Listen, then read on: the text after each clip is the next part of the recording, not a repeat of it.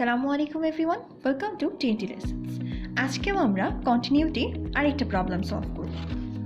ধরুন আপনার কাছে দেওয়া আছে এমন একটা ফাংশনের কন্টিনিউটি বের করতে হবে x ইকুয়ালস টু 0 পয়েন্টে, যে ফাংশনটা is equals x square into sign 1/x যখন x not equals 0 and f of x equals 0 যখন x ইকুয়ালস 0। তাহলে চলুন শুরু করা যাক। আমরা জানি আমাদের মূল কাজ কি। আমাদের মূল কাজ হলো কন্টিনিউটির যে তিনটি শর্ত আছে সেই তিনটি শর্ত মেনে অঙ্কটাকে সলভ করা। আমাদের প্রথম কাজ হলো কোনো একটা সার্টেন পয়েন্টে এফ অফ এক্স ডিফাইন্ড কিনা সেটা বের করা। এখানে সে পয়েন্টটা কি, এক্স ইকুয়ালস 0। তার মানে আমাদের প্রথম কাজ এফ অফ 0 বের করা। এবং এখান থেকে আমরা দেখতে পাচ্ছি যদি এক্স ইকুয়ালস 0 হয় তাহলে এফ অফ এক্স ইকুয়ালস কী হবে, 0।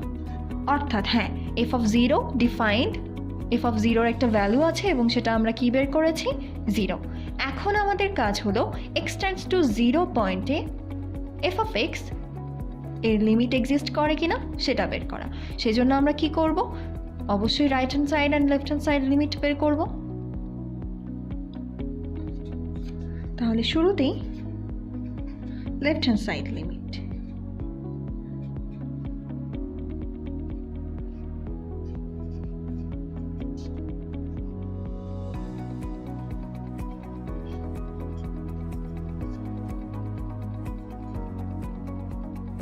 দেখুন এখানে যদি আমরা x এর ভ্যালু 0 এবং এখানে sin 1/x এর ভ্যালু 1/0 বসাই তাহলে হ্যাঁ এটা আনডিফাইন্ড হয়ে যায়।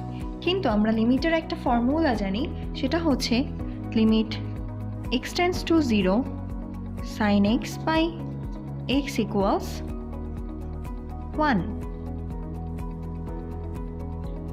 তাহলে এখানে সাইন অপারেটর ভেতরে অ্যাঙ্গেল ছিল x এবং পরবর্তীতে x দিয়ে সেটা ডিভাইডেড হয়েছে। আমরা যদি এই রুল ফলো করি তাহলে এখানে sin 1/x আছে, তাহলে নিচেও 1/x দিয়ে ভাগ করতে হবে এবং এটার সাথে যেহেতু ভাগ করেছি তাই 1/x আমি গুণ করে দিলাম। তাহলে আমরা জানি যে এতটুকুর ভ্যালু আমাদের কাছে কি চলে আসলো, 1 চলে আসলো।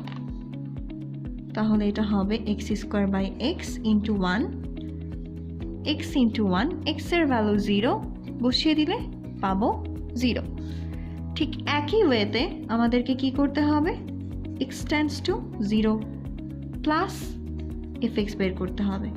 এবং ঠিক এই একই ফর্মুলা বা একই প্রসেস ইউজ করে আমরা এখানেও কি পেয়ে যাব, x এর ভ্যালু 0 পেয়ে যাব, লিমিটের ভ্যালু 0 পেয়ে যাব। তো যেহেতু আমাদের রাইট সাইড আর লেফট সাইড লিমিট সমান, তার মানে আমরা বলতে পারি যে limit x tends to 0 fx কি করে, এক্সিস্ট করে।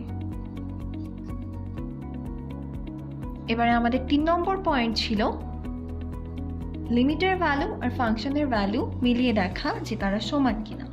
এখান থেকে আমরা দেখতে পাচ্ছি ফাংশনের ভ্যালু 0, লিমিটের ভ্যালু 0, অর্থাৎ আমরা 3 নম্বর পয়েন্ট বলতে পারবো